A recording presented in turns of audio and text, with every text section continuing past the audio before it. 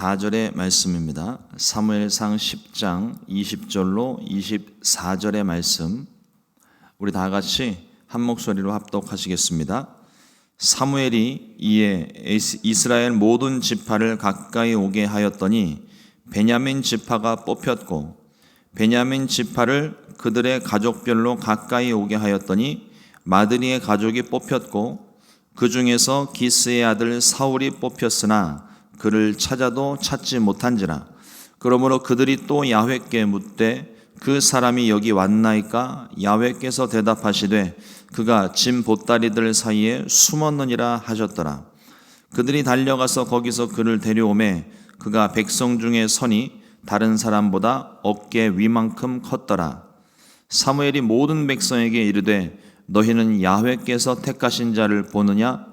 모든 백성 중에 짝할 만한 이가 없느니라 하니 모든 백성이 왕의 만세를 외쳐 부르니라. 아멘. 오늘 함께 봉독한 사무엘상 10장 20절로 24절의 말씀을 가지고 결과까지도 순종하기라는 제목으로 함께 말씀의 은혜를 나누겠습니다. 사무엘이 하나님의 인도하심 속에 이제 사울을 만나게 되고 사울을 기름 부어 세우고 돌려보냅니다. 그리고 이제 7일을 기다리라고 합니다. 이 7일이 가지는 의미가 무엇일까? 말씀을 보니까 사무엘상 10장 8절 말씀에 너는 나보다 앞서 길갈로 내려가라. 내가 네게로 내려가서 번제와 화목제를 드리리니 내가 네게 가서 내가 행할 것을 가르칠 때까지 7일 동안 기다리라. 하나님께서 사울을 사무엘에게 보내어서 사울을 위한 화목제를 드릴 수 있도록 준비하게 하셨습니다. 그래서 이것을 보았을 때 여기서 말하고 있는 번제와 화목제를 드리겠다라고 하는 것이 공식적으로 백성들 앞에서 사울을 이제 이스라엘의 왕으로 추대하고, 지금까지의 기록은 사무엘과 사울만 알고 있는 겁니다. 그리고 이제 다시 돌려보내고 이스라엘 백성들 가운데서 번제와 화목제를 드리며 모든 지파들, 모든 사람들 앞에서 공식적으로 사울을 왕으로 선택하는 그와 같은 시간을 준비하겠다는 의미로 보여집니다. 이 7일 동안 사무엘은 온 백성들에게 지파별로는 각각 1000명씩 소집을 하고 백성들이 참석한 가운데서 제비뽑기의 방식으로 이스라엘의 왕을 뽑았습니다. 하나님 관점에서 사울은 이미 왕으로 선택이 되어졌고 이제 그 과정만 남아있을 뿐입니다. 자기들을 위해 왕으로 세워달라 했던 이스라엘 백성들의 반응이 어땠을까요? 세 가지로 좀 나누어서 그 반응을 좀 살펴봤으면 좋겠습니다. 첫 번째로 사무엘의 반응입니다. 무엇보다도 기름 붓는 사람이 사무엘인데 이 사무엘의 반응이 어떠한지 봅니다. 사무엘은 처음부터 이스라엘의 왕 세우는 일을 반대했던 사람입니다. 한결같이 반대를 하고 있어요. 심지어는 지금도 이스라엘의 왕을 세우는 일에 하나님께 쓰임 받고 있지만 그럼에도 불구하고 이스라엘의 왕은 필요 없다. 이게 사무엘의 굳건한 의지입니다. 이스라엘을 다스리시는 분은 오직 야훼 하나님 한 분이면 충분하다는 거예요. 사무엘상 10장 19절 상반절 말씀을 보면은요, 너희는 너희를 모든 재난과 고통 중에 친히 구원하여 내신 너희의 하나님을 오늘 버리고 이르기를 우리 위에 왕을 세우라 하는도다. 사무엘은 다시 한번 이스라엘의 교만함을, 그들이 부르짖고 고통 가운데 있었을 때 그들을 건져내셨던 하나님을 지금 너희들이 버리고 이제는 하나님 대신 자기들의 왕을 세워달라 하는 이스라엘 백성들의 교만함을 지적을 하고 또 하나님을 버린 사건을 책망하고 있습니다. 아직까지도 사무엘의 마음은 아직 왕이 세워지지 않은 그 시간까지는 왕은 필요 없다. 끝까지 그 주장을 굽히지 않는 것 같아요. 그러나 사무엘은 이스라엘의 왕 세우는 일을 원하지 않았을지라도 하나님께서 허락하신 일이기 때문에 내 마음은 왕이 필요 없다 생각이 되는데 하나님이 그걸 허락하셨어요. 하나님도 사실은 저들이 나를 버렸다는 것을 분명히 알고 계십니다. 하지만 하나님께서 이스라엘의 왕을 허락해 주셨어요. 이게 하나님의 뜻입니다. 내 생각과는 다를 수 있어요. 그러면 내 생각과 다르지만 하나님의 뜻이 왕을 세우는 일이라면 내 뜻은 그때부터 접는 겁니다. 내 생각은 아직 따르고 싶지 않지만 나와는 다른 생각을 가지고 있지만 그러나 하나님께서 결정하신 일에 대하여 사무엘은 순종하는 모습을 보입니다. 굉장히 중요한 부분이에요. 원치 않는 일이었지만 순종했다는 사실을 잘 기억해 두시고 이따 후반부에 다시 한번 이 부분을 말씀을 드립니다. 사무엘이 왕을 뽑는 방식은 제비뽑기의 방식입니다. 지파별로 1000명씩 참석시키고 온 지파들 중에 제비를 뽑았습니다. 순서대로 베냐민 지파가 뽑혔고 베냐민 지파 중에 마드리 가족이 뽑혔고 다시 제비를 뽑아 기스의 아들 사울이 뽑혔습니다. 최종적으로 뽑혔습니다. 그리고 사람들 앞에 기스의 아들 사울이 왕이 되었음을 공포했습니다. 24절 말씀에 보면 사무엘이 모든 백성에게 이르되 너희는 야훼께서 택하신 자를 보느냐 모든 백성 중에 짝할 리가 없느니라 하니 모든 백성이 왕의 만세를 외쳐 부르니라. 내가 원하는 대로 일이 되지 않을지라도 하나님의 뜻이 무엇인지를 확인하는 작업이 그래서 필요한 것입니다. 굉장히 중요한 일이에요. 그 뜻에 순종하는 것이 진짜 순종입니다. 마음은 원이로되 육신이 연약하여 순종하지 않는 것과 마음은 원하지 않았지만 고집을 꺾고 주의 뜻에 순종하는 것 중에 무엇이 진짜 순종이겠습니까? 이것을 예수님께서 포도원 아들들을 비유로 말씀을 하셨습니다. 어떤 사람에게 두 아들이 있는데 하루는 날을 잡아서 아들들에게 각각 큰아들과 작은 아들에게 각각 포도원에 가서 오늘 일 좀 하자라고 부탁을 했습니다. 그랬더니 큰아들은 예 알겠습니다 하고는 안 갔어요. 근데 둘째 아들은 저 오늘 바빠서 못 갑니다. 안 갑니다 라고 하고는 뒤늦게 후회하고 포도원에 가서 일을 했습니다. 예수님께서 제자들에게 물으십니다. 누가 순종한 아들이냐? 제자들의 대답은 둘째 아들입니다. 당연히 둘째 아들이죠. 처음에는 아니라고 이야기했지만 회개하고 결국은 돌아가서 포도원에서 일을 한 아들은 둘째 아들입니다. 주의 뜻이 무엇인지를 분별하고 잘못된 길에서 돌이켜 주의 뜻에 순종하는 저와 여러분들 되기를 주님의 이름으로 축원합니다. 내 뜻이 내 생각과 다를 수 있어요. 내 생각과 하나님의 계획이 다를 수 있습니다. 아무리 내가 100번을 생각하고 1000번을 생각해도 이건 아니다 싶은데 그럼에도 불구하고 하나님의 뜻이 거기에 없이 다른 곳에 있다면 우리는 내 고집을 꺾고 하나님 뜻에 순종할 수 있어야 됩니다. 이게 진짜 순종인 거예요. 두 번째, 백성들의 반응을 한번 봅니다. 사울이 이스라엘의 왕으로 뽑히고 공포가 되자 모든 백성들이 환호하면서 왕의 만세를 외쳐 불렀습니다. 하지만 그 왕의 만세를 부르는 그 시간, 사울이 뽑힌 그 시간에 사울은 두려움 가운데 숨고 말았습니다.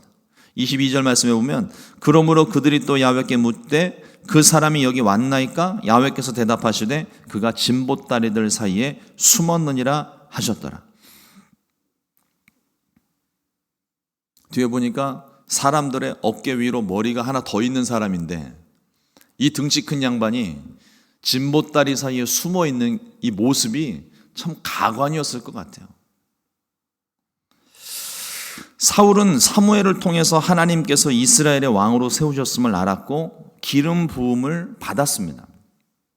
그리고 사무엘의 예언대로 세 가지 징표, 라헬의 묘실 앞에서 만났던 두 사람, 또 베델로 올라가는 세 사람, 선지자 무리와 함께 예언하는 사람들을 정확하게 경험하면서 이것이 피할 수 없는 하나님의 뜻이구나, 하나님께서 나를 인도하셨구나, 사무엘이 이야기했던 모든 말이 사실이구나 라는 것을 본인이 깨닫고 또 하나님께서 그날 새 영을 부어주셔서 성령의 감동을 받고 새 사람, 새 마음을 갖게 되었습니다. 하지만 사울은 이렇게 확실한 증거를 얻고도 더군다나 결코 우연일 수 없는 제비뽑기 방식을 통해 이스라엘의 왕으로 뽑히기까지 했음에도 불구하고 마음에는 여전히 지극히 작은 지파, 작은 가문, 연약한 자의 그 모습을 버리지 못하고 숨어버렸습니다.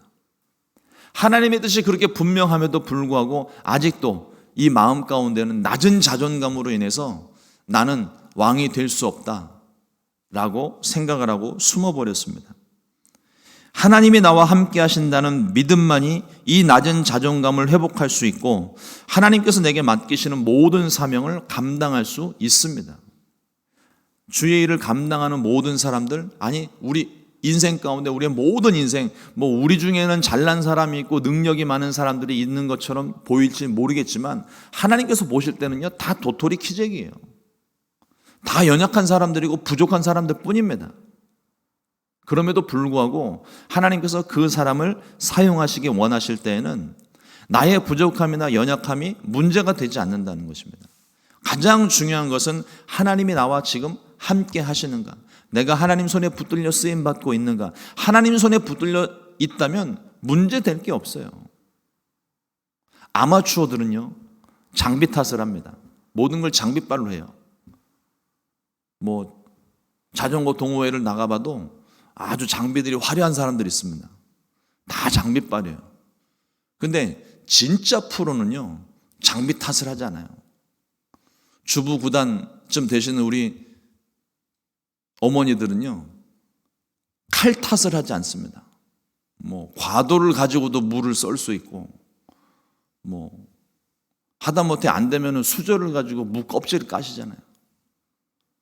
장비 탓을 하지 않습니다. 내가 무엇이 있든 간에 내 손에 들려 있는 것이 그게 도구인 것이고 그게 장비인 것이잖아요. 마찬가지로 하나님 손에 붙들려 있으면요 나의 연약함과 실패와 또 부족함 이런 것이 하나도 문제가 되지 않습니다. 하나님께서 붙들고 필요한 대로 채우시고 필요한 대로 사용하시고 필요한 대로 능력을 더하셔서 하나님 그때그때 그 하나님의 뜻을 이루어 가시는 거예요.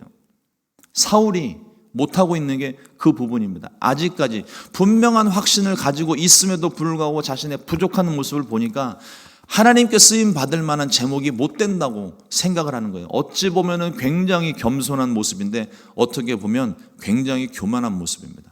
하나님을 인정하지 않는 모습이거든요. 그러므로 하나님께서 저와 여러분들을 부르시고 사용하시려 하실 때 하나님 나는 못합니다 이런 소리 안 하게 되시기를 주님의 이름으로 축원합니다. 하나님께서 원하시면 쓰십시오. 보리떡 5개, 물고기 2마리를 가지고 5,000명을 먹이셨을 때 제자가 가져와서 말씀드립니다. 이것이면 되겠습니까? 우리 자신을 하나님 손에 맡기면서 하나님 이 정도면 되겠습니까? 필요하시면 이거라도 쓰십시오. 순종하는 저와 여러분 되기를 주님의 이름으로 축원을 드립니다.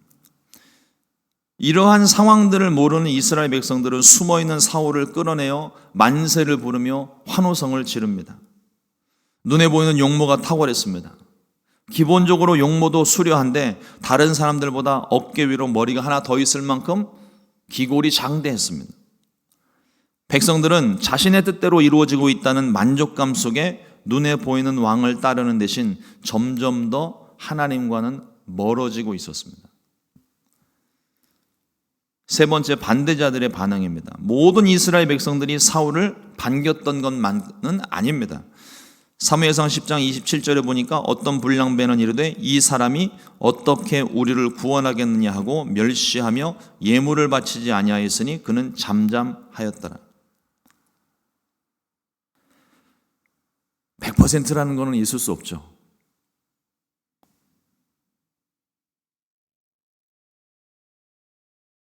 제가 순복음 시카고 교회 담임으로 설 때 저희 성도님들이 100% 만장일치로 저를 받아주셨습니다. 네. 제가 그 이야기를 듣고 김판원 목사님께 제가 말씀을 드렸어요. 목사님 너무 짜고 치신 거 아닙니까? 아예 반대하시는 분들이 왜 없었겠어요. 네. 그런 분들은 아마도 그날 작정을 하고 안 나오시지 않았을까. 그런 생각을 해봅니다만, 이스라엘 백성들이 사울을 왕으로 뽑고 모두 다 한 마음으로 다 환호성을 지르고 있었지만 그 가운데에는 사울을 무시하는 사람들이 있었습니다. 왜냐하면 사울이 말하고 있는 것처럼 베냐민 지파 가운데도 가장 작은 가문의 사람이었기 때문에, 그리고 무엇보다도 그들이 왕을 뽑으려 할 때 자기네들 마음 가운데 꼽아둔 사람들은 있었을 거 아니에요. 적어도 어느 지파, 가장 대표적으로는 장자 지파나 아니면 유다 지파 가운데서 큰 지파에서 좀 능력 있는 사람이, 실력 있는 사람이 나와서 이렇게 좀 자기네들을 이끌어줬으면 하는 그런 마음을 가지고 있는 사람들이 있지 않았을까요? 그 사람들이 사울을 무시하며 저 사람이 어떻게 우리를 구원할 수 있는가? 베냐민 지파에서 어떻게 온 이스라엘을 책임질 수 있는가? 이와 같이 안 좋은 소리들을 할 때 사울이 그걸 듣고서도 잠잠합니다. 왜냐하면 자신의 부족함을 아니까, 내가 했던 말들이니까. 아마도 그런 의미에서 노골적으로 적대적인 감정을 드러냈던 것 같습니다. 제가 오늘 말씀을 준비를 하면서 꼭 짚고 넘어가야 된다라고 생각을 하는 부분이 하나가 있었어요. 그게 뭐냐면 이스라엘의 왕을 뽑는 방식. 다윗 이후로는, 요 사건 외에는 그 다음부터는 사무엘이 다윗을 지정을 하고 그 다음부터는 그냥 자연스럽게 왕위가 계승이 되었으니까 문제가 없는데, 처음 초대 왕을 뽑을 때에는 독특한 방식으로 왕을 뽑습니다. 제비 뽑기예요. 오늘날 같으면 큰일 날 일입니다. 오늘 같으면 선거 운동도 좀 하고 유세도 좀 하고, 그래서 민주주의 방식이라고 하는 다수결의 원칙에 따라 선거를 해서 다득점을 한 사람이 대통령이 되고 왕이 되는 거잖아요. 그런데 이스라엘의 초대 왕을 뽑을 때에는 사무엘이 지파별로 1000명씩 뽑아서 그 가운데 제비 뽑기 방식으로 뽑아냅니다. 근데 성경적으로 봤을 때 제비 뽑기 방식을 여기 말고 또 한 군데 사용한 데가 있습니다. 가룟 유다를 대신하여 mattia를 뽑을 때에도 제비 뽑기 방식으로 했어요. 그러니까 우리는 보통 어느 정도 자리가 되면 그 사람이 그것을 감당할 수 있는 능력이나 실력이나 경험이나 이런 것들이 있는지를 다 살펴본 후에 그 중에 가장 탁월한 사람을 뽑기 마련인데, 그렇게 해도 제대로 된 사람을 뽑을까 말까인데 제비 뽑기 방식으로 이스라엘의 왕을 뽑았습니다. 근데 더 놀라운 사실은 그 전에, 일주일 전에 사울이 사무엘을 만났을 때 사무엘이 이스라엘의 왕으로 사울을 이미 지정했잖아요. 그리고 일주일 후에 제비 뽑기 방식으로 추첨을 하는데 12지파 중에 베냐민 지파가 가족이, 그리고 사울이 계속 차례대로 뽑혀 나왔다는 겁니다. 아주 치밀하게 짜고 치는 것 아니면 그 제비 뽑기에서 사울이 뽑힐 확률은 로또 맞는 확률보다 적을걸요. 이걸 어떻게 우리가 이해를 하면 좋을까요? 하나님께서 그 가운데 역사하셨다는 분명한 증거가 되는 겁니다. 사람들은 우연의 일치라고 말을 할지 모르겠지만 이 제비뽑기 방식, 성경에서 말하고 있는 제비뽑기 방식이 그 가운데 하나님이 역사하지 않고서는 이 사울이 뽑힐 수 있는 가능성이 거의 희박하다는 거예요. 그럼에도 불구하고 사무엘은 제비뽑기 방식을 통하여 하나님의 뜻을 물었고 하나님께서 사울을 골라내셨습니다. 우리가 한 어떤 단체나 또 어떤 모임이나 어떤 뜻을 구하게 될 때 제비뽑기 방식을 우리는 요즘 사용 안 합니다. 왜 사용을 하지 않을까요? 제비뽑기 방식에는 나의 뜻도, 나의 생각, 내가 원하는 것을 뽑을 수도 있지만 내가 원치 않는 결과를 얻을 수도 있는 확률이 반반이기 때문입니다. 우리는 마음의 안정을 찾기 위해서 조금 더 가능성이 높은 것을 놓고 우리는 일을 하지, 안 될 확률이 큰 부분에 있어서는 우리가 좀처럼 움직이지를 않아요. 거기다가 우리 지금 대통령이나 어떤 투표 같은 것을 하게 될 때에도 다수결의 원칙에 따라 많은 사람들이 뽑히는 그런 선거 방식을 사용을 하고 있는데, 이 선거 방식에는요, 앞서 말씀을 드린 대로 유세를 한다든지 사람을 선동질을 한다든지 이 과정 속에 정치가 개입이 되고 또 선동하는 것이 작용을 하고, 또 요즘 돈이면 다 되잖아요. 돈으로 사람을 매수하기도 하고 이런 방식을 통해서 내가 원하는 사람을 뽑을 수 있는 가능성이 그래도 제비뽑기보다는 더 높기 때문에 이 방식을 선택을 하는 거예요.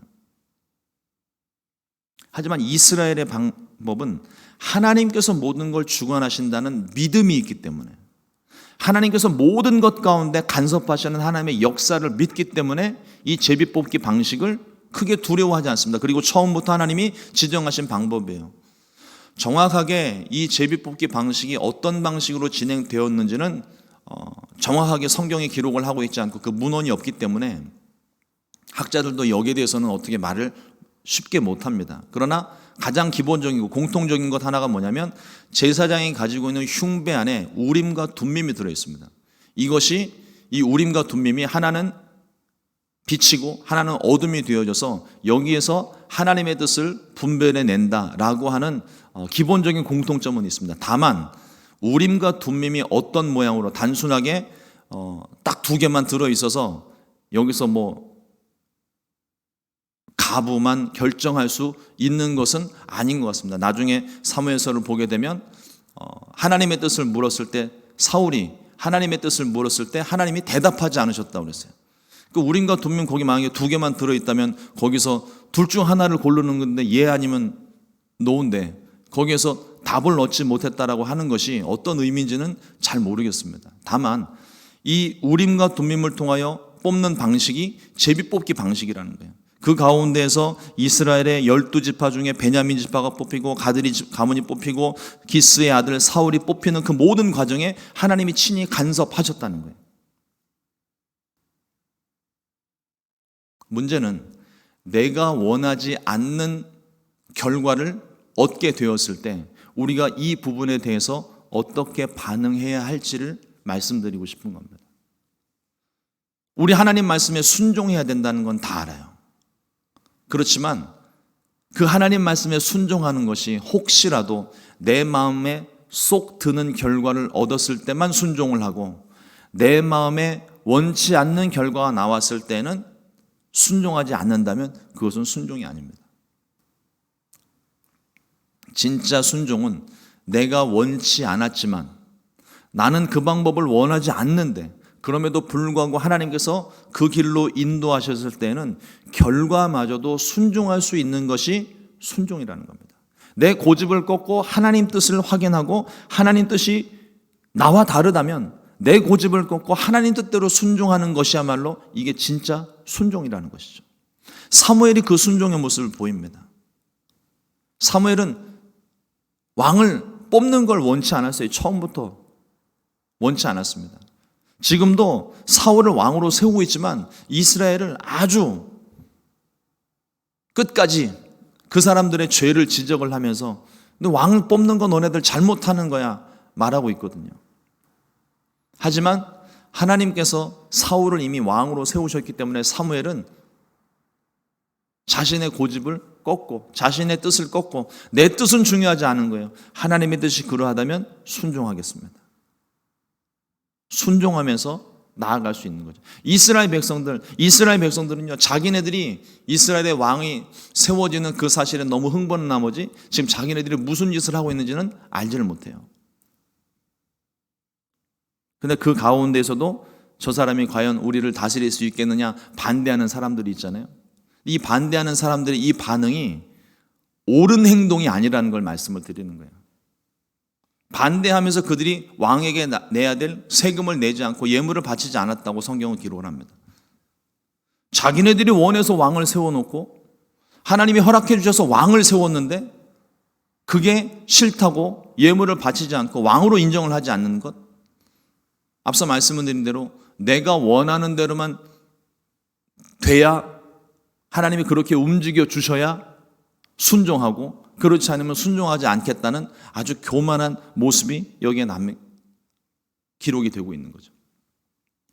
저와 여러분들의 삶 가운데 우리가 문제를 놓고 어떤 기도의 제목들을 놓고 하나님께 간절히 기도를 할 때 하나님께서 응답을 주십니다. 근데 때로는 그 응답이 우리는요, 그 기도의 응답이 내가 원하는 것이 이루어졌을 때 응답받았다 이야기를 해요. 그러나 하나님께서는 거절도 하실 수가 있습니다. 아니라고 말씀하실 수 있어요. 그것도 응답인 겁니다. 하나님이 아니라고 말씀하셨잖아요. 그러면 우리는 그것을 받아들이고 순종을 해야 되는 거예요. 근데 우리는 아니라고. 하나님, 내 뜻은 그게 아니라고.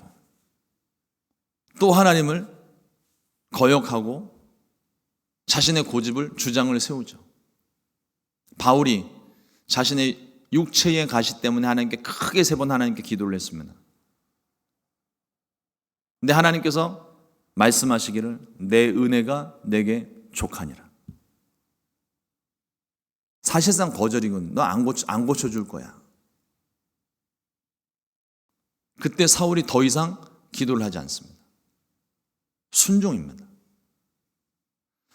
내 뜻과 다른 하나님의 뜻을 만났을 때 우리의 반응은요, 내 고집을 꺾는 것이지 내 고집을 더 강력하게 세우는 게 아닙니다.